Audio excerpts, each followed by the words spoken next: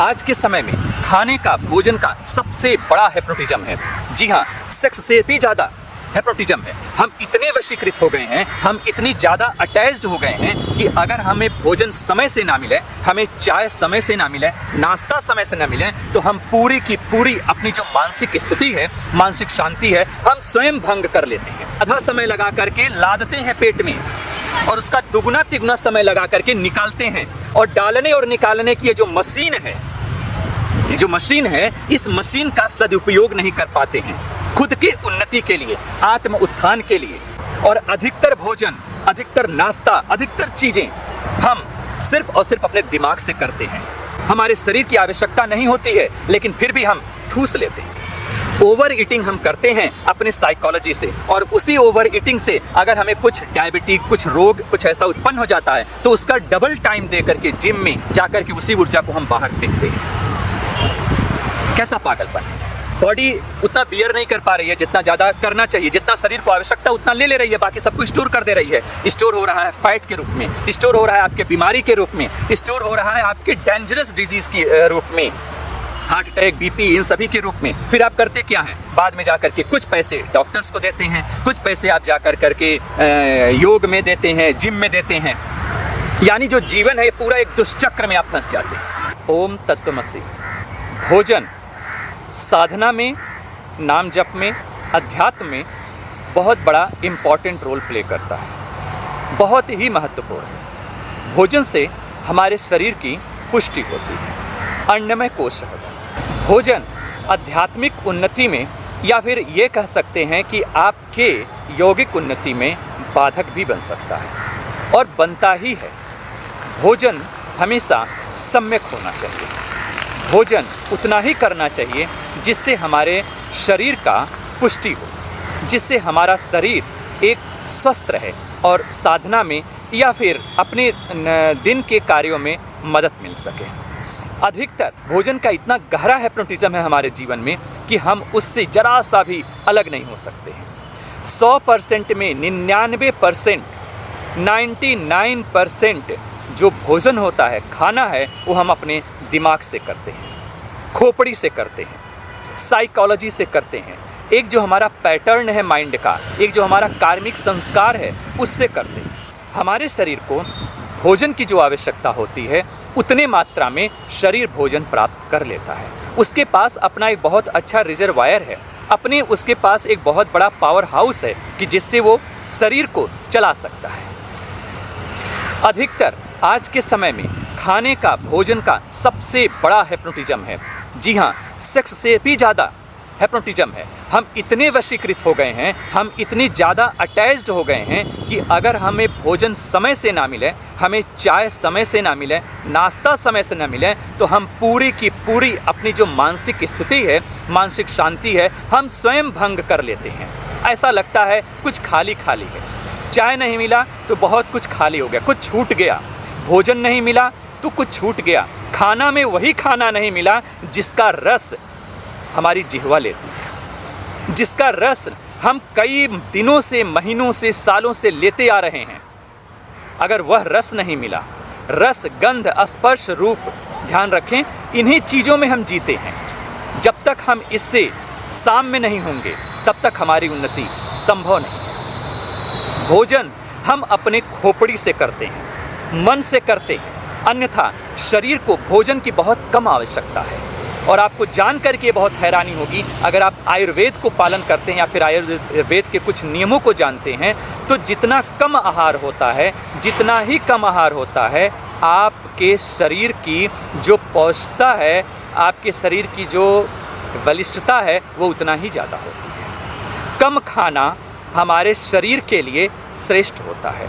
कम खाने से हम बहुत ज़्यादा फ्रेश रहते हैं, बहुत हल्के रहते हैं।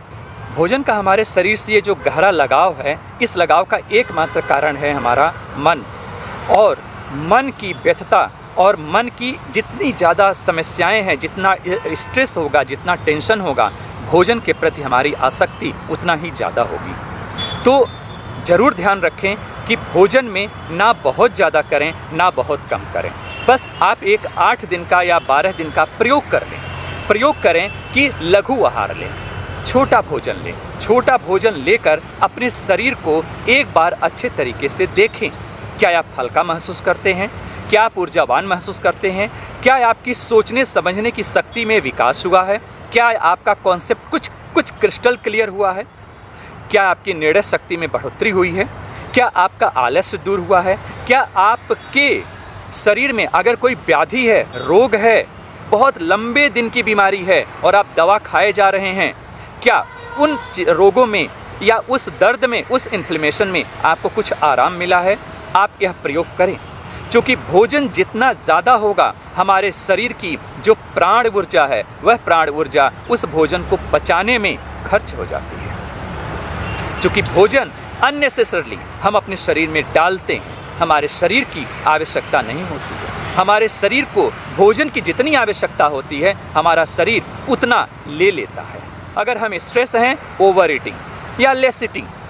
अगर हम ओवर टेंस्ड हैं तो भी ओवर ईटिंग हम करते हैं। हमारा जो मन है ऐसा लगता है कि कुछ खाली खाली है, तो चाय का, भोजन का, नाश्ते का, इन सब का हमारे मन से, हमारे इस साइकोलॉजी से बहुत गहरा संबंध है। और अधिकतर भोजन, अधिकतर नाश्ता, अधिकतर चीज़ें हम सिर्फ और सिर्फ अपने दिमाग से करते हैं।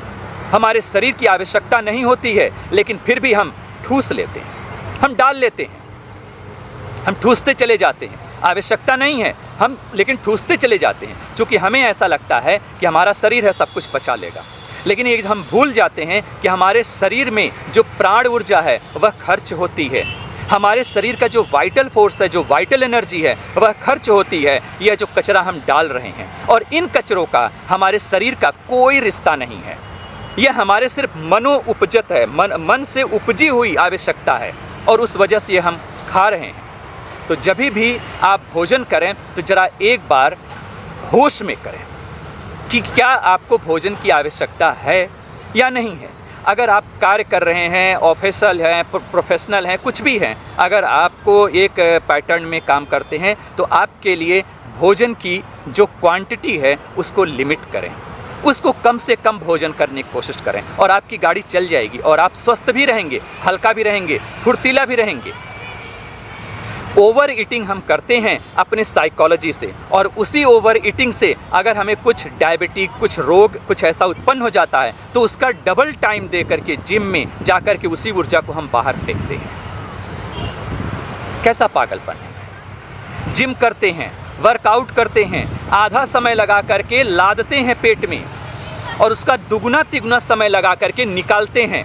और डालने और निकालने की ये जो मशीन है, ये जो मशीन है, इस मशीन का सदुपयोग नहीं कर पाते हैं खुद के उन्नति के लिए, आत्म उत्थान के लिए।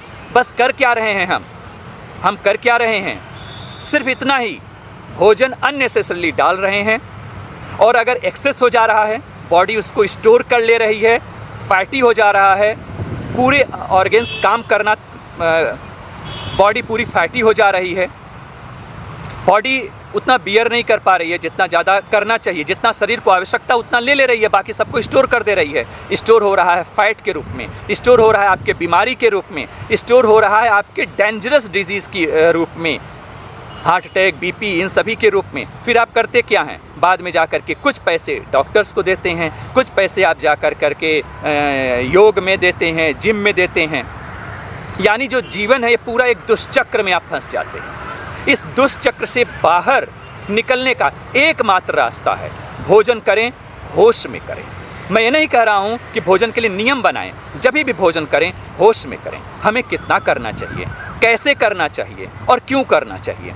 क्या यह जो हम भोजन कर रहे हैं, यह जो हम खाना खा रहे हैं, क्या हम अपने मन से खा रहे हैं या फिर वास्तव में हमारी बॉडी की ज़रूरत है? बहुत ही ज़्यादा आहार पर ध्यान न दें, सिर्फ इतना ही ध्यान दें कि भोजन सुपाच्य होना चाहिए, गरिष्ठ नहीं होना चाहिए। भोजन हल्का होना चाहिए, भारी नहीं होना चाहिए।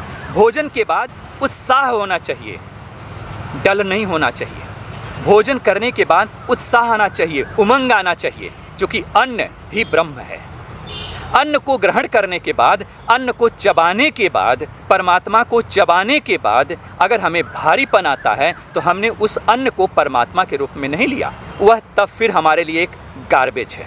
एक कचरा है, एक अननेसेसरली फूड है वो, जो हमारे बॉडी में जाएगा, स्टोर होगा और नए नए प्रकार की बीमारियों को जन्म देगा। और उस बीमारी से हम झेलेंगे और झेलने के बाद फिर परमात्मा के सामने हाथ जोड़ेंगे कि हम बच जाएं किसी प्रकार, इस बीमारी में हम दौड़ भाग करके ठीक हो जाएं किसी प्रकार। तो इस दुष्चक्र को समझें। और आहार सबसे आधारभूत स्थान रखता है साधना में। आहार से हमारे शरीर की पुष्टि होती है, लेकिन इस बात का जरूर ध्यान रखें आप क्या खा रहे हैं, कब खा रहे हैं, कितना खा रहे हैं। आपकी आध्यात्मिक यात्रा सफल हो, सुफल हो, परमात्मा आपका कल्याण करें। ओम तत्वमसि।